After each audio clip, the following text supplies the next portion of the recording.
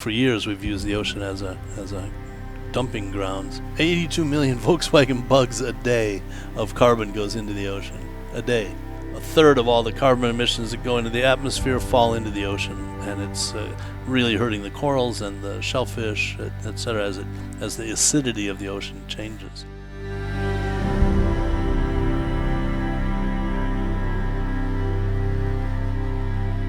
16 of the 17th largest cities in the world are all built on the ocean. And I think the beauty of the film is that it's relevant to anyone who lives on a coast around the world. What's going to happen here is happening around the world.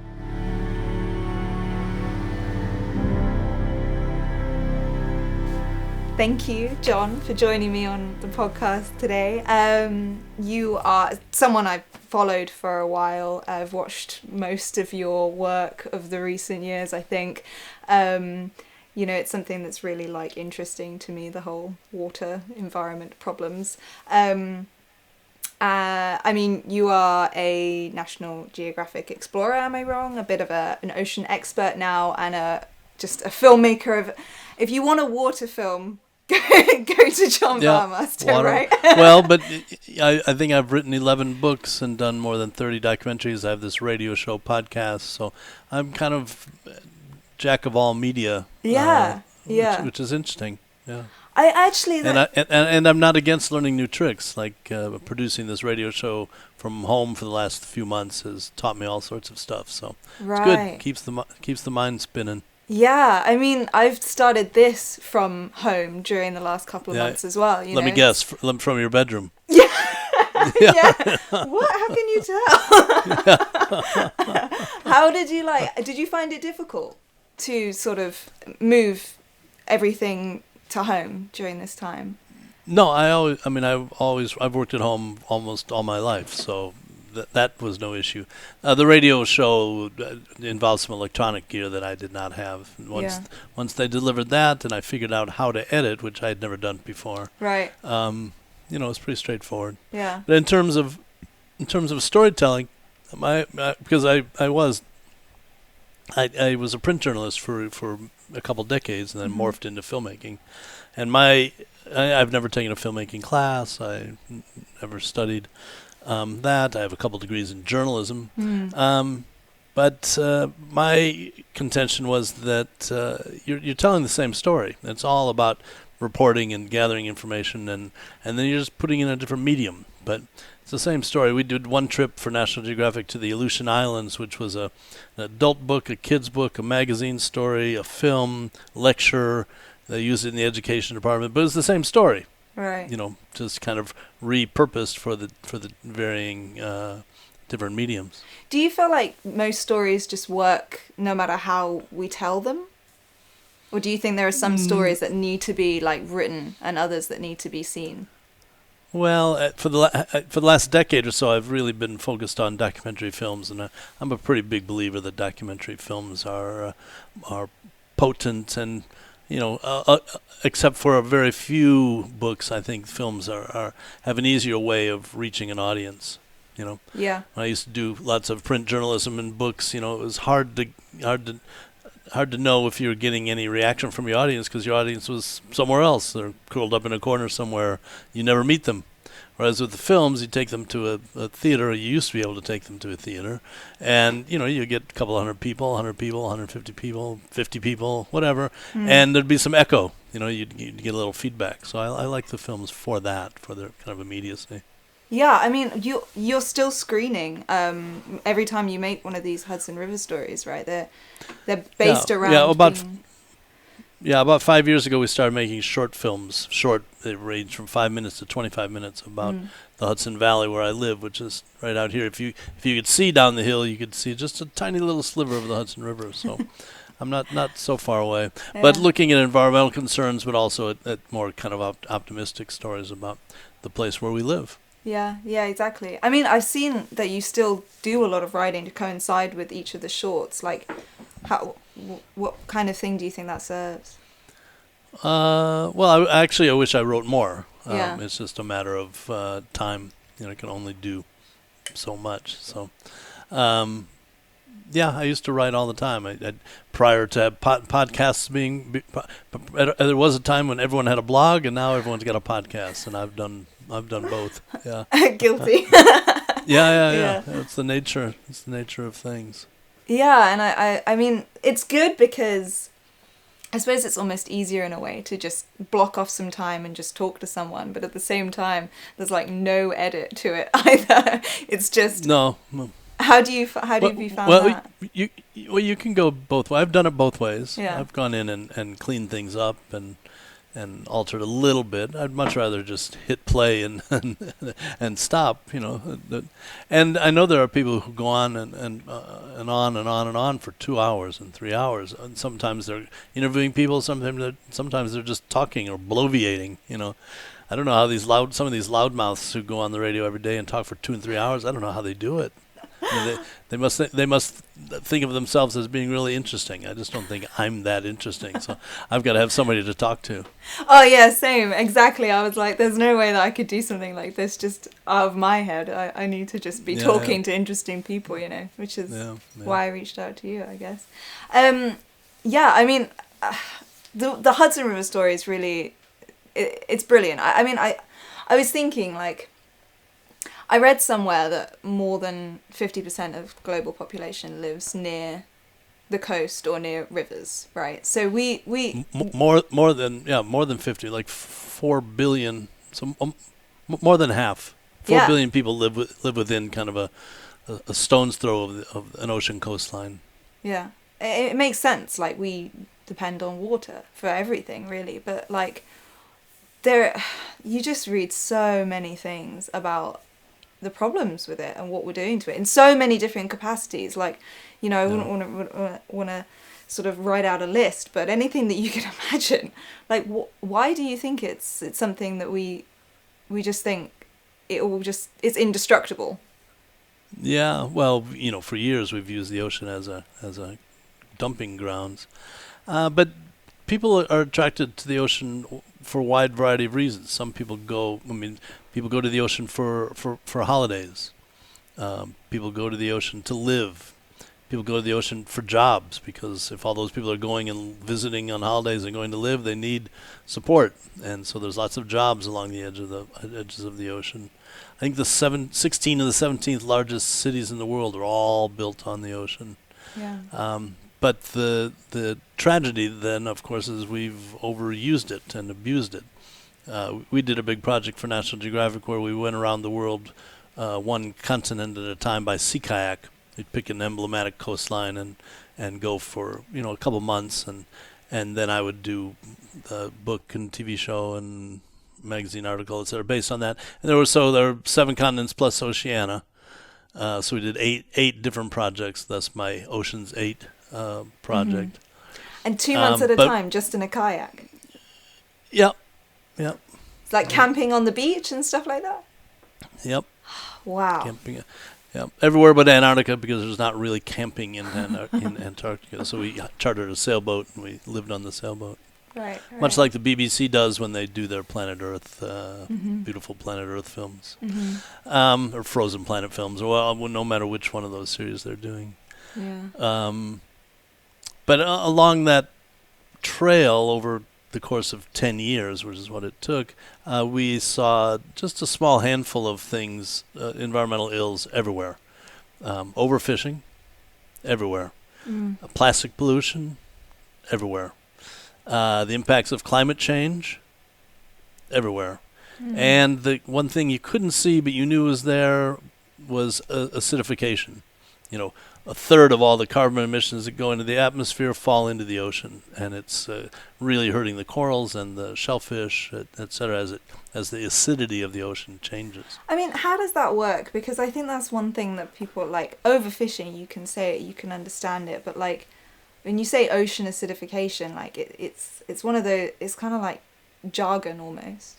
Like, what does that even mean? Well, it's the twin brother of global warming or climate change. Is emissions, carbon emissions are creating this blanket over the atmosphere, which keeps the heat in and heats up the planet, and at the same time, a third of that carbon is falling into the ocean and changing the ocean. So the atmosphere is changing, the ocean is changing simultaneously. It literally just, because it's in the air, it just sinks and mixes. It just it falls into the ocean. Yeah. God. I think it's the equivalent of like 82 million Volkswagen bugs a day of carbon goes into the ocean a day. So is it like worse in some places, or is it kind of like climate where it's that's a good question. I'm not sure. Yeah, but it's particularly harmful to coral. We know that there are massive coral die-offs around the world. Right. And that's due to warmer seas and this more acid in the ocean. I mean, it's not a surprise, right? That not everything is absorbed in the atmosphere. That some of it falls into the ocean. Yeah, when you say it. Yeah. It seems. But you can't see. You can't see the acid in the ocean. It has to be measured scientifically, and you have to trust that it's happening. But I trust that it's happening. Yeah, for sure. I mean, I'm sure there are resources that online somewhere that sort of like show it in like a color map or something like that. I think that would be really interesting. For sure. Really interesting to look at as well. Like something just with water, with the ocean, with anything that we put into it, like it just stays for so long, right? Like sort of pollutants and chemicals and stuff that were dumped in there, before people really knew how dangerous they were in like the 50s, 60s, 70s, right? They're still there, right? And just garbage and plastic. I mean, cruise boat industry, for example, they used to just throw all of their garbage into the ocean. No hesitancy. Yeah. End of the day, under the cover of night, the garbage would go out, and I'm sure that militaries and fishing boats and everybody else does the same thing. That we used to keep track of the things we saw most on beaches, and it was cigarette lighters, disposable cigarette lighters that float, and plastic bottles like shampoo bottles and things, and for whatever reason, flip-flops, right, one the shoe. thumb bit. Yeah, just one shoe. Where's the other shoe? The other shoe's the other side of the world. Yeah, exactly. Some other continent. They've all washed off of boats or whatever. Yeah. Or closer to land, been blown into the sea from landfills, which are often built on the edge of the water. So. Yeah. Now, I watched a horrific movie the other night called The Story of Plastic. And it made me sick to my stomach when you see some of these places around the world that are just, the waterways are so horrifically polluted with plastic. Yeah. I mean, it looks like you could walk on them. Like moving plastic, just like waves. Yeah. Awful. Yeah. Awful. And never to be cleaned up, When we were making our like film about plastic a couple of years ago, it was like some of the stuff that you see, it was just so shocking. And like, you think when people talk about like microplastics and stuff like that, it's like, well, it'll break down, it'll filter out, but like it's just an insane amount. It's so much, and it's being concentrated in these places because they're the land dumping ground for the rest of the world. It's plastic, right? And it doesn't go away. It doesn't go away ever. Ever. Are you big into like reusables and buying loose veg? As best we can. I mean, what you learn about recycling is that it doesn't really work. It doesn't really happen. We in the West, we have a tendency to put things in a recycling bin and put it on the curb, and it's gone the next morning. We just assume, oh, good job, we're making a difference. But in fact, most of that stuff that goes into the recycling bins is eventually just mixed in with the trash and tossed out.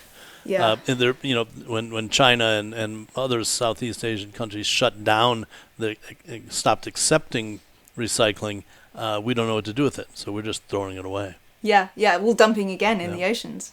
That's what's found, and it's just. Yeah. I mean, I live in a big flat building that's probably like 100 or so flats, and the ratio of recycling bins to general like whatever bins is just horrific. So every time I go in there to like put anything in the bin, it's just mountains of Amazon boxes in these regular bins, and you're like, oh my goodness, the amount of emails I must have sent. But it's just like, bottom of people's lists, right? Well, and again, we think we're off the hook. It's wishful thinking. We think that if we put it in the recycling bin, then we've done a good job and it's gone. It's going to be recycled.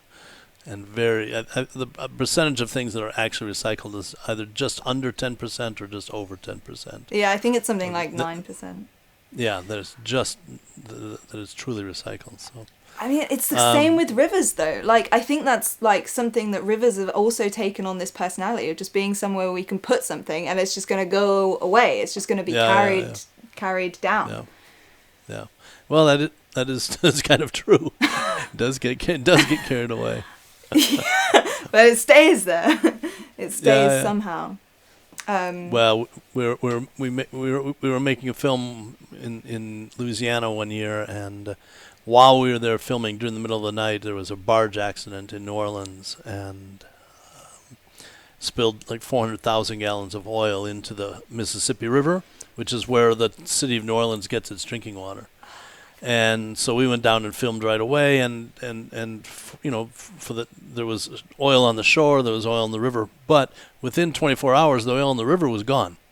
Right. It's a big, fast-moving river. It had taken all the oil out to the ocean. Mm-hmm. The shoreline was still dirty, and that's one of the differences. We talked about the Hudson River here, which is a big river that runs north of New York City. It's not. It's tidal. Mm-hmm. It's like a bathtub. The water comes up and goes down and comes up. And so if there were to be an oil spill in the Hudson, it wouldn't all go away. It would stay sloshing around for many years. Yeah. So that's why we're so protective of moving oil and gas up and down the Hudson whether it's by pipeline or barge or train or whatever whatever means. So does that? I mean, you must know quite a lot about what's in that water then. Like, does it mean that the only way it can be cleaned up is, actual tangible action taking place? Like, it's not going to go away over time? It's not going to clean itself. It would, I guess, over a long time, it would clean itself. But, the expectation that bodies of water are going to clean themselves is kind of a fiction a little bit, because once they, especially chemical pollution, and the same thing, we used to throw every chemical imaginable into rivers and oceans, and hopefully we've gotten better at that in the last 50 years. Yeah, but I mean, what's coming next is sea level rise, right? And is that just going to complicate things? That's a big concern. Everywhere, and everything's related to climate change. Mm-hmm. If we don't kind of address that in a more serious way, there'll be more storms, more frequent storms, higher water levels. Mm-hmm. I don't know if you would remember, but we had big hurricanes here in the 2000s, and the subways in New York City flooded. You can remember these pictures. On the lower third of Manhattan was completely shut down because the electricity went off. You can't imagine it. But the anticipation is that the Hudson River, the sea level rise is going to impact the Hudson River, which connects to the Atlantic Ocean, to the degree that we're going to have that same amount of flooding in the subways twice a day, every day in 2050. I mean, because of the tide just coming in. Because the river will be higher and the tides will now be bringing it up over. So there's lots of consideration into how that can be prevented. And one of my favorite new phrases or terminologies is managed retreat. Oh God! At a certain point, we have to move away from the coastlines. We may not be able to always live on shores because the sea level is coming up without question. And no one's going to pay you to rebuild or rebuild and rebuild and rebuild. You're going to have to. And then we've seen it already as a result of some of those same storms, where entire communities have just they had a buyout. So the government would buy your property from you, and then they just knocked the houses down, turned it back into natural space. So we're going to see that around the world. But again, like we said earlier, 16 of the 17 largest cities in the world are built on the oceans. Mm-hmm. Are they going to move back from the shore? They're going to take their fancy high-rises and move back? Oh yeah, well, it's all well and good for people in fancy homes, rich people. You know, here in London, like anyone that lives near the river, it's all right. You know, that's a nice area to live. Yeah, I'm sure they could afford whatever might happen. But I mean, I imagine a lot of those cities that are near the coast are not equipped to do that, right? Well, I'd say it's the same for rich and poor. You know, their basements are going to flood. Mm-hmm. But people already are starting to take mitigation. They're starting to make, we have an example here near me on the Hudson River. Where because of floods, they learned they're right on a creek that's off the Hudson, Mm-hmm. and so they put in, rather than regular doors, they put in garage doors, Mm-hmm. that go up and down. Mm-hmm. They moved all their utilities, all their electricity and power to the second floor. All of their tables and chairs can be moved. So next time they know in advance that the storm surge is coming, Mm-hmm. they'll just they'll open the garage door, move all the tables and chairs to the second floor, open the garage door on the other side. The water will come in, the water will go out. They'll mop it up, bring the chairs and tables back down. Voila, open for business. Versus not doing anything and having your basement flood, have your boiler and everything downstairs, and having the water force its way in rather than to allow it to run in. So those kinds of mitigations are going to be part of our future. That is just like, is that not again just sort of complete denial, eyes closed, like we don't have to change anything, we'll just stay here and we'll just convert the bottom floor. I mean, there are you get along many big rivers, like along the Mekong Delta, you know, most people live in houses on stilts because it changes seasons to season, right? So I suppose it's not completely ridiculous, but it does feel a little bit like just ignoring the problem and just, this is just happening. It's no big deal. Well, but getting Western economies to slow down and use less fossil fuel energy is equally hard or impossible so far. Mm-hmm. I mean, that's another thing, sort of another area is people are looking at how you can like create energy out of water waste, right? So like kind of like a two birds with one stone sort of thing. Is that happening along the Hudson anywhere or anything like that? Not so much, but I mean we do use in New York City, we use lots of hydropower, but it comes from Canada. Mm-hmm. Okay. Lots of dams on big rivers. What are your thoughts on dams? Not a particularly good thing. They tend to mess with ecosystems. You know, they kind of change the way that the natural rhythms for fish life and other aquatic life. So, and when they build the big dams, of course, they generally flood out communities. And a lot of the big dams are kind of short-lived. You know, they build them, they work for 20 or 30 years, and then they have to be torn down. So I'm not sure that's... I don't think big dams or even small dams are in our future. I mean, that said, we made a short film about dams on the tributaries that feed the Hudson, because, you know, at the turn of the century in Europe, in the West, you know, everybody who had a little stream in their neighborhood, in their property next door or on their property, built a little dam to run a little mill to grind grain or power this or power that. Mm-hmm. And then in the early 1900s, when electric utilities came in, those dams were abandoned, just walked away, and now they're just left there, kind of crumbling and falling apart. And they can look kind of beautiful, water spilling over it, but they've totally messed up the ecosystem and totally messed up the fish life. So I mean, and no one had the obligation to take them out. That was the problem. It'd be like building a building today and then just walking away from it, which people do, but it's not a good thing necessarily. Plus, as well, like with an old building, there's the land that it stands on, and that's worth something. Whereas with a river, you can't really. Yeah, you can't own that or sell that. Or, yeah. I think on the Hudson alone, there's like 1,400 dams on tributaries feeding into the river. Wow. Yeah. Do they break? Like, does... Yeah, they break every once in a while, and then there's small floods, etc. So yeah, there are groups, including the state of New York here, that is purposely going out and trying to find the most at-risk ones and take them down. But it costs millions of dollars to take these things down. Yeah, so yeah. It's not. If you wanted to make a list of all the things in the world that we need to fix, taking small dams out on tributaries of big rivers is probably not in the top 20. Yeah, yeah. Right? Yeah. But it's still important. It's on the list, but... Yeah. Well, that's an interesting thing, when you ask people around the world, what are their main concerns?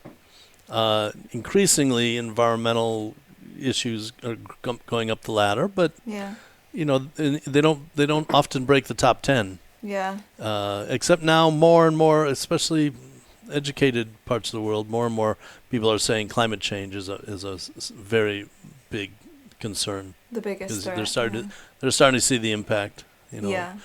Wildfires and floods and storms and droughts and not enough water and too much water, and I mean it's a compelling story. I hope I stick around long enough to watch it, because I think it's really fascinating how things are changing. I'm worried I'll be around for too long during it. Yeah, well, in your lifetime, you'll see a lot of change. It's going to be really interesting when it starts really impacting everyday life. Like, I can't have coffee anymore because you can't grow it anymore, and like the serious food supply chains are interrupted. And I live on a little island that's, like, whether we like it or not, very dependent on Europe. And like when that starts all becoming a problem, we all have to start fighting over resources. I mean, that doesn't seem like too far away if you listen to the scientists, right? Yeah. Well, we're at a moment now where food shortages are making themselves visible. Mostly not necessarily because we don't have enough food, but delivery systems are messed up. You've probably seen pictures during this pandemic of food being thrown away. Farmers not being able to sell milk and eggs and pigs and things. And it's not because it's not because of lack of food. We have it, but these are farms usually that served institutional customers like universities or big businesses. Well, those are all shut down. So then the only way they know to transport milk is in 5-gallon containers, But you can't send a shopper to a store for a 5-gallon container of milk, for example. Well, you could have done right at the beginning of the pandemic when everyone was like, "Oh my god, buying everything." Give me a suitcase of toilet paper. A suitcase of milk. Yeah, exactly. Anything. Did you see that? I mean, in Belgium, they had something like 14,000, it might be million tons of potatoes just like sitting in the country. They couldn't send anywhere, and they were just like, please just have potatoes for dinner. Yeah. So mad. Well, and they, I saw horrific from feedlots, where they're growing pigs, and the problem is that if they don't sell the pigs in time, if once they get past 200 pounds, they're not worth it anymore. So they were euthanizing this massive amounts of. So I mean, on top of it, we should be moving away from meat anyway. And that's a whole. I was thinking, so many. Like how many animals have been saved from McDonald's being closed, but I guess none. None. And actually, like Amazon, McDonald's is open. Because they all have drive-throughs, or the ones who have drive-throughs do or are. Yeah. It's going to be interesting. Do you eat meat and fish? Fish. Yeah. Yeah. In fact, I just had some incredible mussels grown by aquaculture. By fish farming from the coast of Spain, all very organically, smartly done. So, there's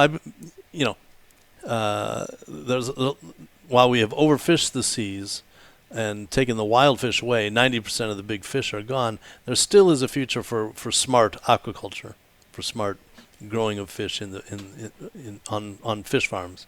There's a lot of it that's done badly, but there is the potential for that to save us. Why not? The ocean is a pretty incredible resource, and if managed well, fish are good for you. I don't fall in that category. There are people who don't eat fish, obviously, but I think if we're going to feed 7.7 billion people, you're going to have a hard time sustaining them all on lettuce and vegetables. There's going protein from fish is probably a good thing.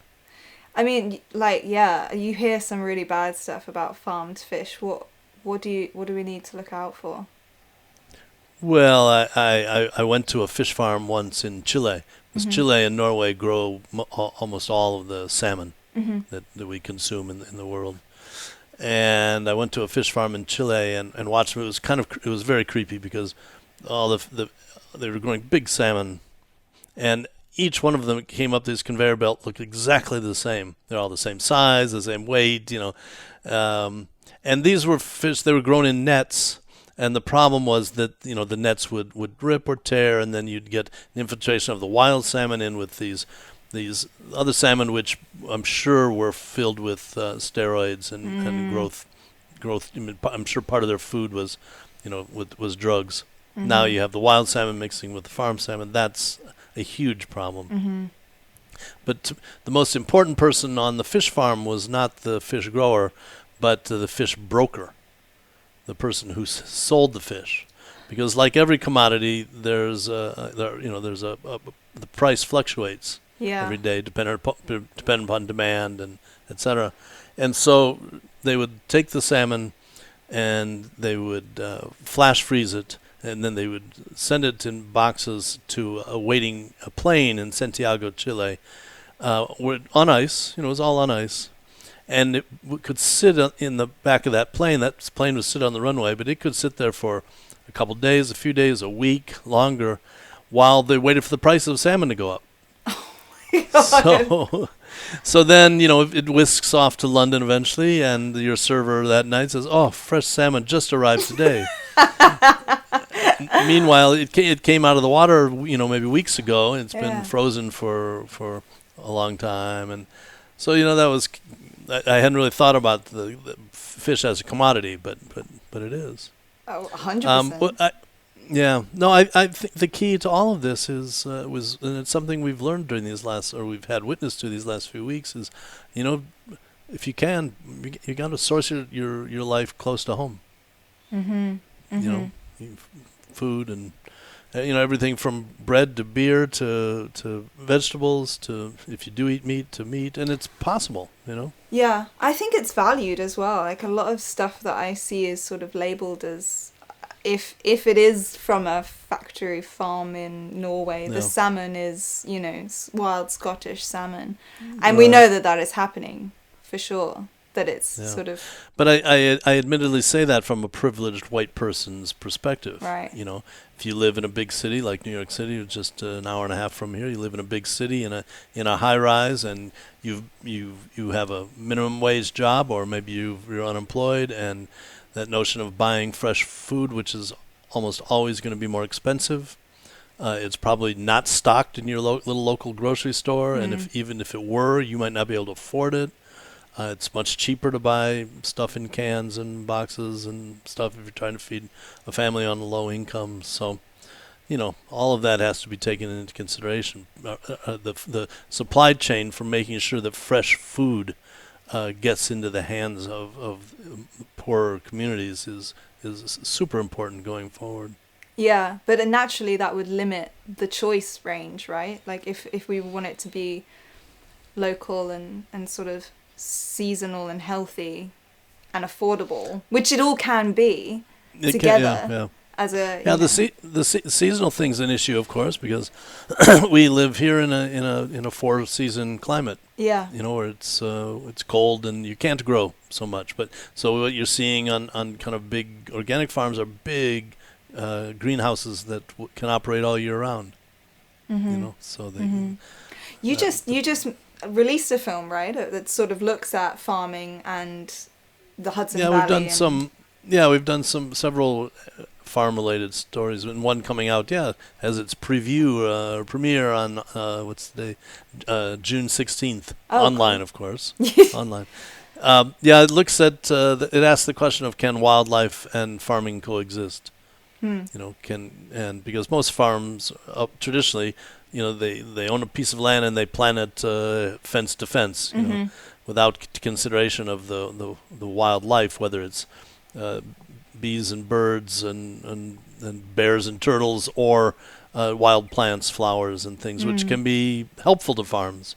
So this film looks at how wildflowers, how wildlife, how birds on a farm can be instrumental in improving. But you have to take it into consideration. You have to allow for it. The film's called Farmscape Ecology. I never really thought about that as a thing, but that's the beauty of telling these stories is I get to learn a lot. Yeah, absolutely. You get to find the solutions. I mean, how does it work? Is it a lot of sort of polyculture? Well, right now it's just study.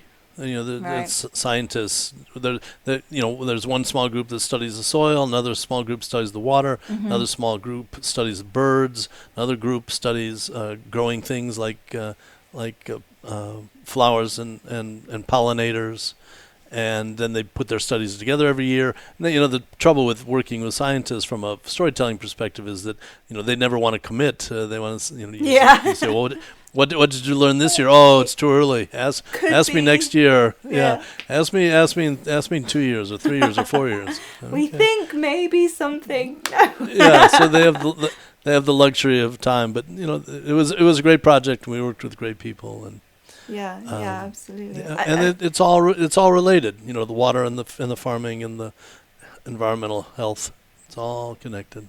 Yeah, I mean that's exactly what so many of these studies come back, right? Whether you're studying soil or ecosystems or pollinators like insects, it's like the more diversity, the better. Like even with COVID and this pandemic, it's like if we'd sort of allowed for more diversity to happen in a greater space across the earth and just interfered and cut down less, this wouldn't happen so much and so bad.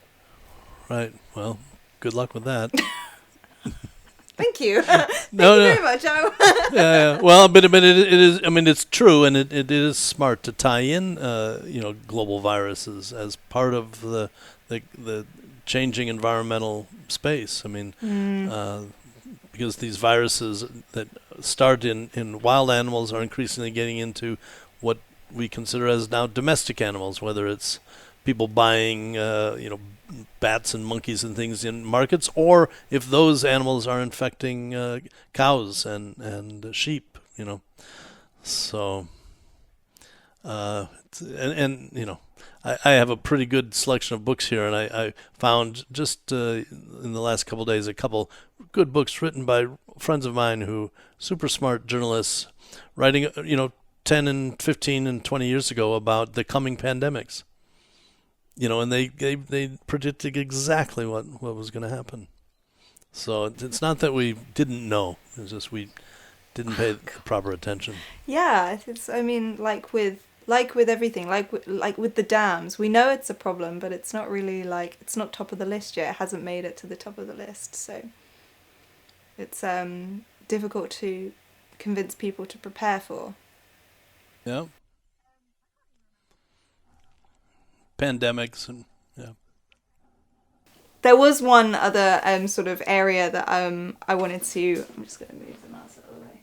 That I wanted to ask you about, because it's just something that I kind of always want to ask people who are documentary filmmakers, as I aspire to be, and just general experience from filmmaking and going out there, especially with something where there are so many big enemies that you're having to take on, So I suppose, have you got any sort of horror stories from filmmaking when it comes to taking on people who are doing bad stuff?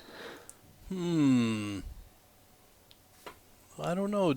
We've done lots of environmental stories, but we haven't really gotten any kickback. I mean, I think in part because I think we do a pretty good job of telling true stories. Right. Without the risk of alienating people. I mean, certainly there have been personality clashes with individuals that either on our crew or off our crew, but not so much the end product. I'm thinking back to the films.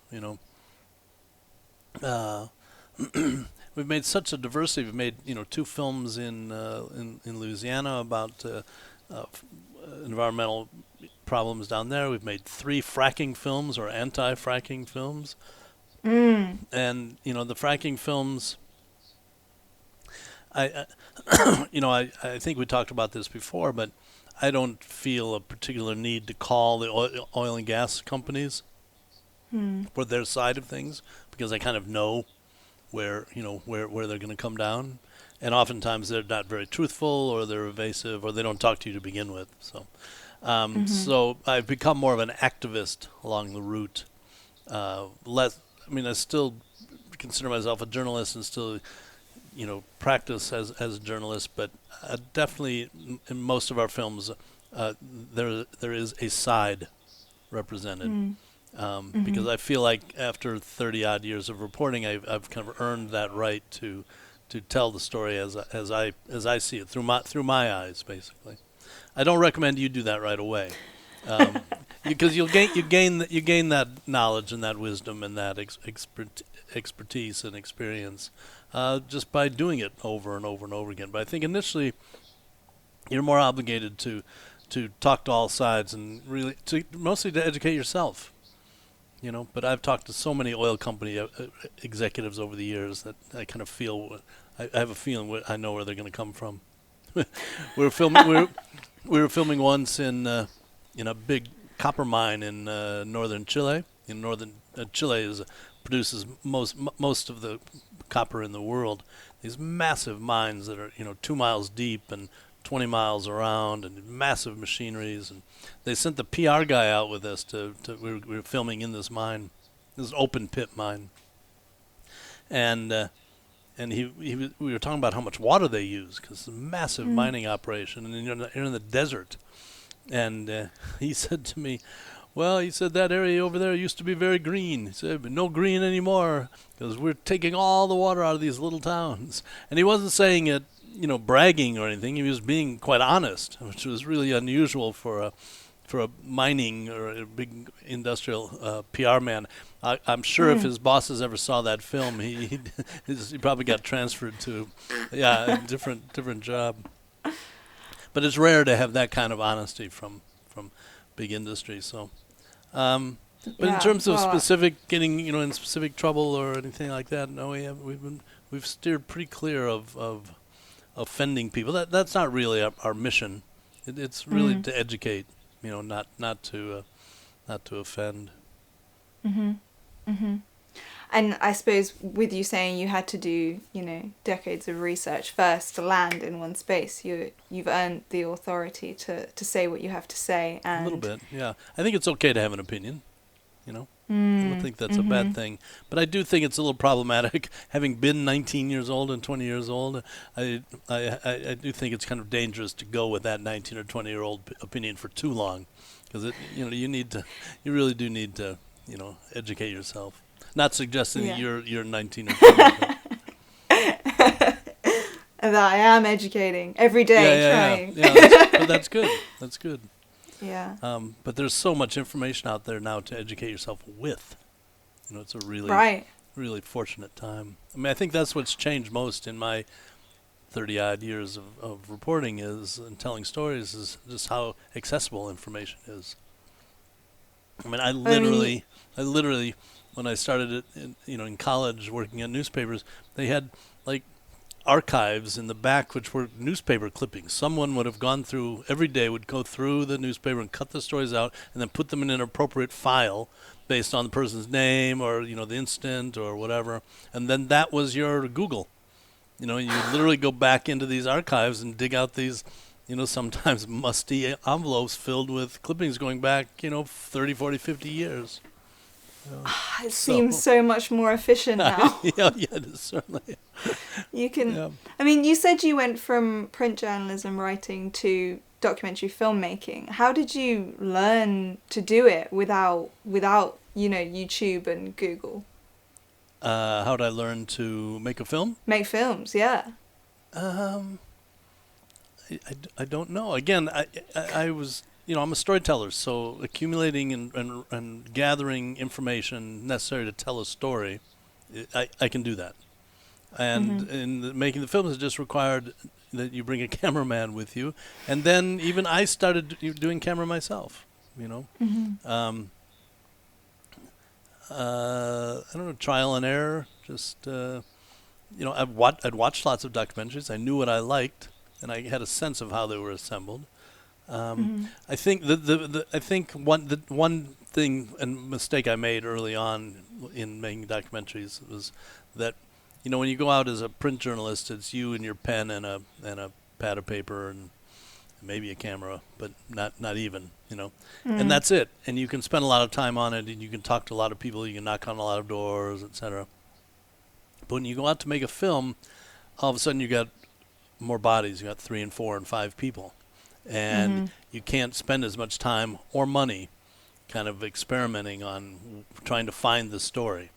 So I think I made a couple films for public television that were like that, where I think producers probably got understandably aggravated with me because I was still kind of researching as they thought we were ready to go, that these were the perfect sources, etc. Right.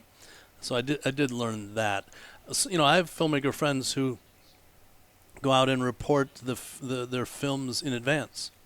They'll take an audio recorder and go around and they'll interview the people they think would be good for the film, and then they'll edit from those audio recordings. They'll basically edit the story, edit a film, and then go back and reshoot them, and kind of get them to repeat basically what they said before. Sort of poke them for what to say. Yeah, so that they know in advance.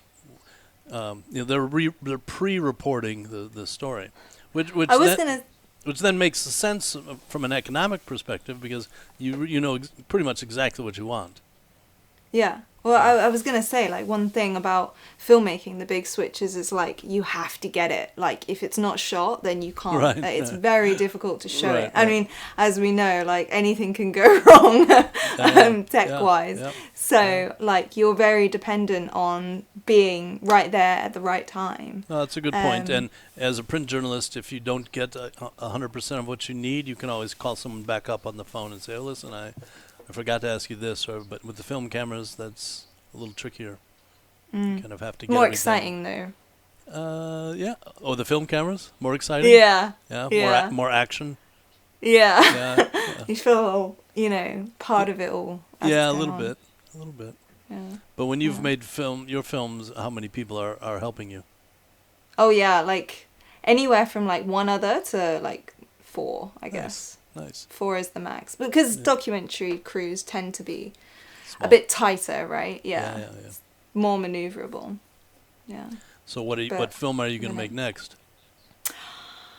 Well, when we're released from quarantine, I am actually looking at making one about like the urban flora in London. So how has that been sort of affected positively or negatively during quarantine, with a sort of botanist expert in foraging and wild food. So I think that would be interesting. Very beautiful. There's going to be a lot of COVID related stories, don't you think? Yeah, I think so. I mean, can we avoid it? No. Or should we? No, should we? No, it shouldn't. Exactly. No. Yeah.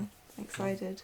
And what about you? What is next when you're Well, we've got a couple that have been sitting just kind of waiting, because it's so tricky to interview people at the moment. Right. Pre-interview. Yeah. One is about, one's kind of an optimistic piece, is about success stories up and down the Hudson River communities. The big film for this year is about sea level rise on the Hudson River.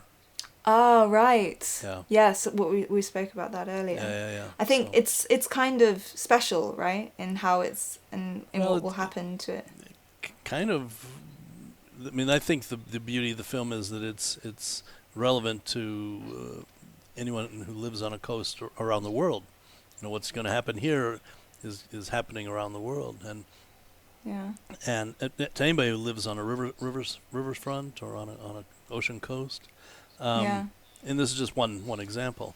But it's kind of focused on the people who are trying to make plans for the next 30 years, which isn't that long, right? You know, I would I would hope that they could, but they just can't afford the investment of time and, you know, scientific effort and stuff that it would take to create a blueprint for 50 years or 100 years. Because all of a sudden you start getting, you know, at the local level, you start getting into a lot of guesswork. But it is so key because, like, the Hudson is not by far the most polluted river even in the US, but like your work, the stories that you're telling of the bad and the good side of what's going on, it's like serves as a really good metaphor, like you said, for anybody that lives by any river or any sort of coast, right? These are all things that are happening pretty much to all rivers. And the agricultural movies we're making, the farming movies, are all relevant to what's going on across the country. No, I think it's all but it's all emblematic. And I've made films on every continent and a couple in Oceania, and I'm a big promoter of the fact that you don't have to travel halfway around the world to find good stories. You don't have to travel halfway around the world to find good adventure.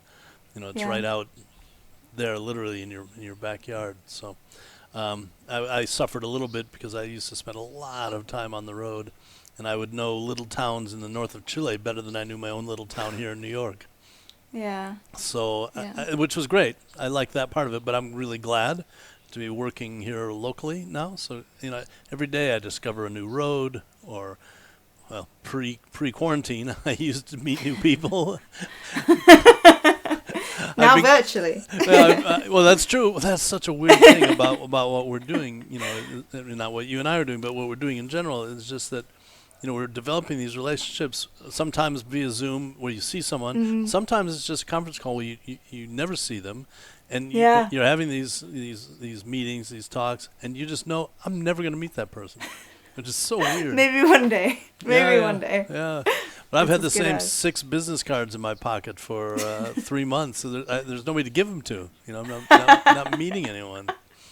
You can post me one if you would like. That would be great. It's funny. Well, thank you so much for meeting me virtually. It was fun. And having a chat with me. We got there in the end. Okay. We made it happen. Thank you, Laura. Let me know when you've got a finished product. Yes, I will. I will be working on it straight away. I'll let you know how you can share it. Okay, and I'll send you the audio links. Yeah, cool. That's perfect. Thank you so much. Okay. All right. Have a good night. And you have a great rest of your week. Thank you. See ya. See ya.